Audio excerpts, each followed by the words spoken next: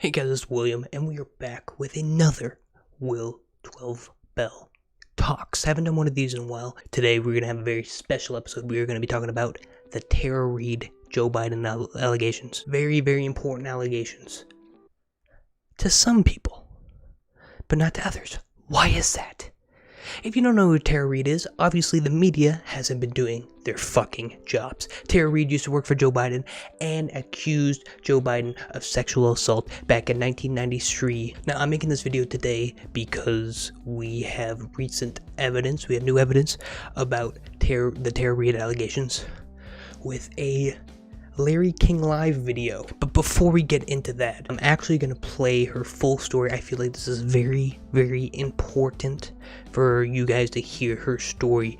So the entire story will be down in the description, but let's go ahead and play that. And this opens with Tarra describing a superior calling her into her office to ask her to do an errand. So she says that she called me in and said, I want you to take this to Joe. He wants it. He wants you to bring it. Hurry. And I said, okay. And it was a gym bag. She said, take the gym bag. She called it athletic bag. And, she said he was down towards the Capitol and he'll meet you. And so I went down and I was heading down towards there. And he was at first talking to someone. I could see him at a different distance, and then they went away. And then we were in like the side. It was like the side area. And he just said, hey, come here, Tarra. And then I handed him the thing and he greeted me. He remembered my name. And then we were alone, and it was the strangest thing. There was no exchange really. He just had me up against the wall. And I was wearing like a skirt and, business skirt, but I wasn't wearing stockings. It was kind of a hot day that day, and I was wearing heels. And I remember my legs had been hurting from the marble, of the Capitol, like walking.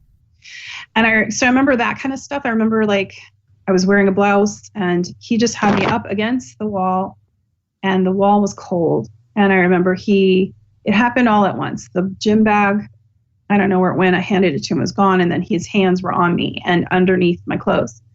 And and then he went down my skirt, but then up inside it. And he penetrated me with his fingers, whatever. And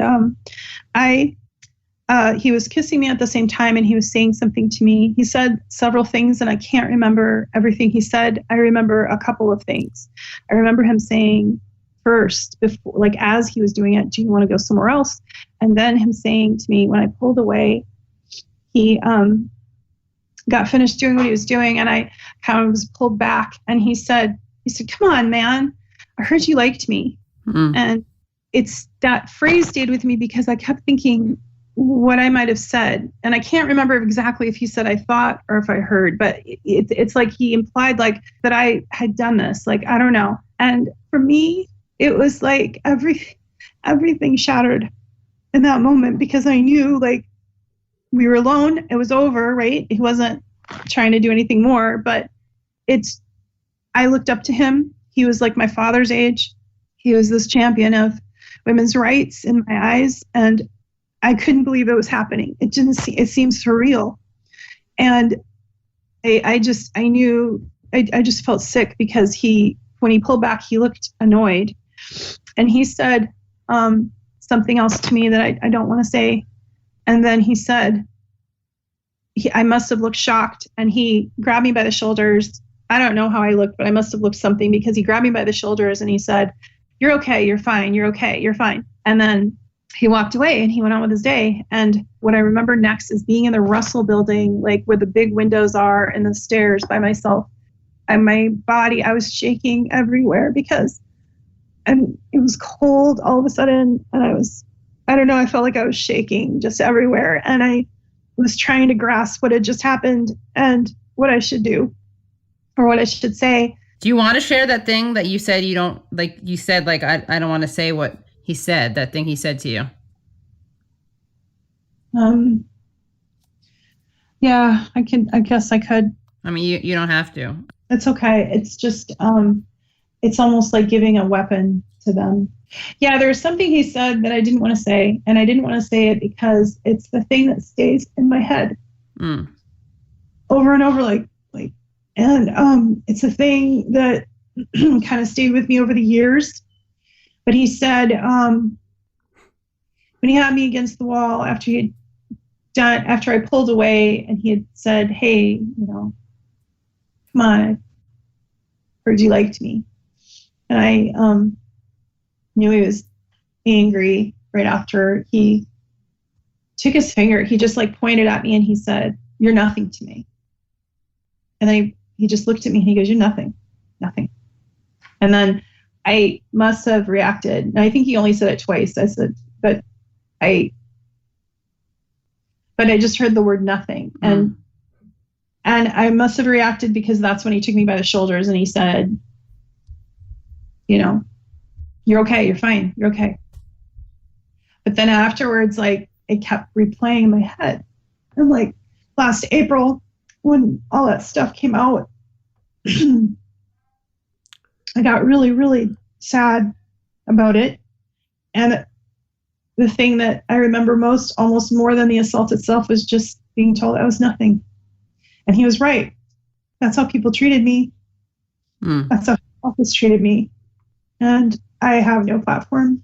I am no one. And to him, I'm nothing. So, yeah. So if people want to know why women don't come forward, that's a good example of why. Stand by for the full interview. Holy shit.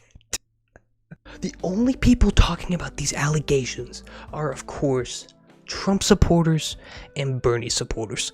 Why? Because they're politically motivated. It's very, very simple. You make the other guy look bad, which makes your candidate look better, which is a sad, sad fact of life in the United States. Now, personally, I am a moderate.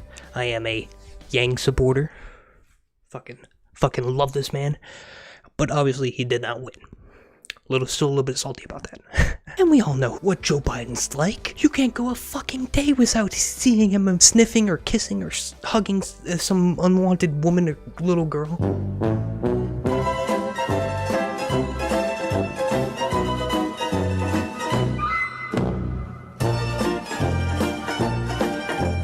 Tarra Reade's mother had gone on Larry King Live and asked a very, very weird question back in 1993. Now, of course, the only people talking about this Larry King video, the mainstream media, the only mainstream media, Fox News. But newly discovered evidence from almost 30 years ago offers surprising support for Reade's claim. This came almost out of nowhere.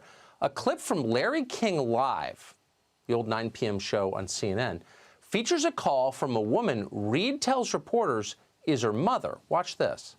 San Luis Obispo, California. Hello. Yes, hello. I'm wondering what a staffer would do besides go to the press in Washington. My daughter has just left there after working for a prominent senator and could not get through with her problems at all. And the only thing she could have done was go to the press, and she chose not to do it out of respect for him. Or she had a story to tell, but out of respect for the person she worked for, she didn't tell it. That's true.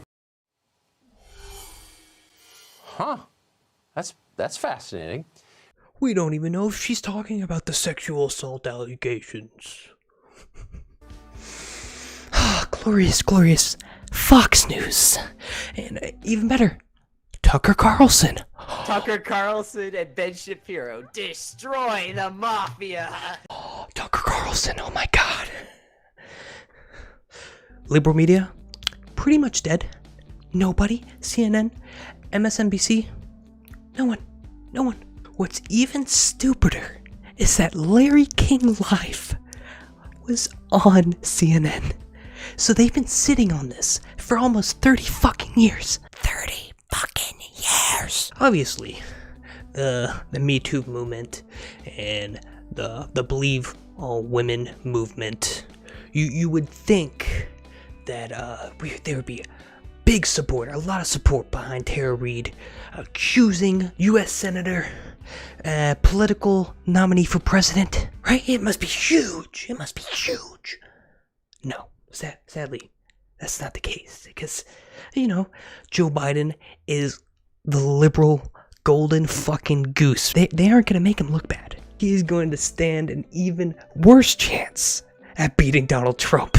Oh, but we all know the Kavanaugh case. Yes, you guys remember the Kavanaugh case? Yes, we drank beer.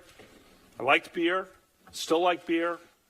We drank beer. Where Donald Trump had nominated Bret Kavvanah for the Supreme Court. We had a big hearing. It was all big. The liberal media blew it up. Of course, the conservative media was doing their thing. The same people that were yelling, "Believe all women," just a few years ago, are now shitting on Tarra Reade.